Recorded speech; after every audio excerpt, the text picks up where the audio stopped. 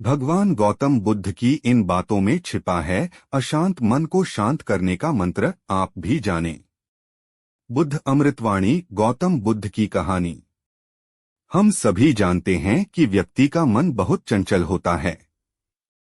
यही कारण है कि मन अशांत रहता है और कई तरह के सवालों का जन्म भी अशांत मन के कारण ही होता है। यदि आप जीवन में शांति चाहते हैं तो इसके लिए जरूरी है मन को शांत करना। लेकिन मन को शांत कैसे किया जाए? गौतम बुद्ध से जुड़ी इस कहानी के माध्यम से आप जान सकते हैं कि मन को शांत करने का क्या तरीका है। इसमें भगवान गौतम बुद्ध द्वारा मन को शांत करने के आयामों के बारे में बताया गया है। जानते हैं इस कहानी के बारे में, जिससे आपका जीवन बदल जाएगा। मन को शांत करने की कहानी। एक बार एक लड़का गौतम बुद्ध के पास जाकर कहता है, मेरे जीवन में बहुत अशांति है।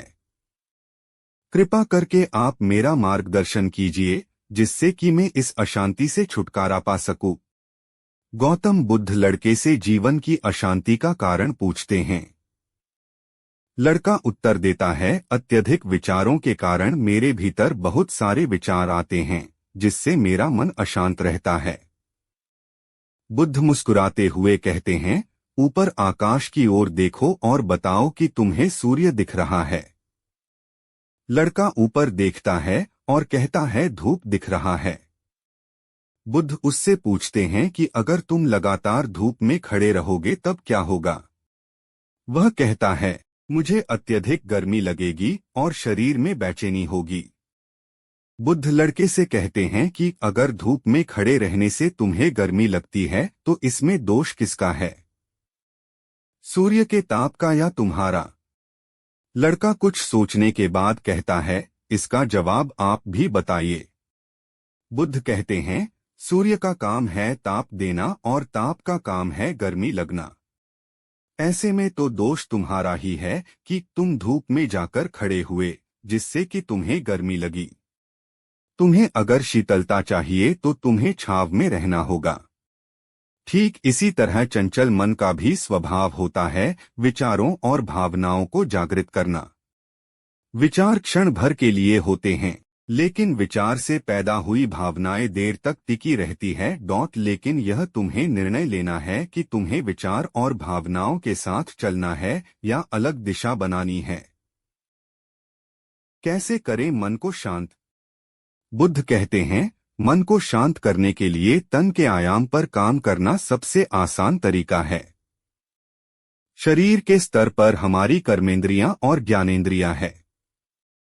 कर्मेंद्रियां कर्म और ज्ञानेंद्रियां ज्ञान से जुड़ी होती है। इससे हम अपनी संवेदनशीलता को बढ़ा सकते हैं। यानी हम जो भी काम करें उसे आनंद के साथ करें। मन के आयाम से हटकर तन के आयाम पर जाने से ही तुम्हारा चित्त शांत होगा। ऐसा करने से तुम मन के आयाम से हटकर शरीर के आयाम पर आ जाओगे। ठीक उसी तरह जैसे तुम धूप से हटकर छांव में आ सकते थे। मन के आयाम से हटने पर तुम्हारी जागरूकता तन पर आ जाएगी। जब तुम तन के आयाम पर काम करोगे तब तुम्हारा चित्त शांत होगा। इसलिए हर काम को तन के आयाम पर करने से मन स्वतः शांत हो जाता है। अपने मन के विचार और भावना को नहीं बल्कि सुर को सुनो। लड़का बुद्ध से कहता है, अपने भीतर के सुर को कैसे सुने?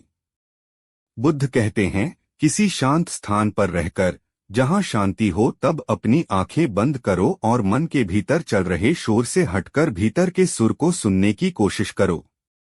सुर निरंतर चलता रहता है, लेकिन बाहर के शोर के कारण तुम अपने मन के भीतर चल रहे सुर को नहीं सुन पाते हो। जब तुम अपने दोनों कानों को अपने हाथों से बंद कर दोगे तभी मन के सुर को सुन पाओगे।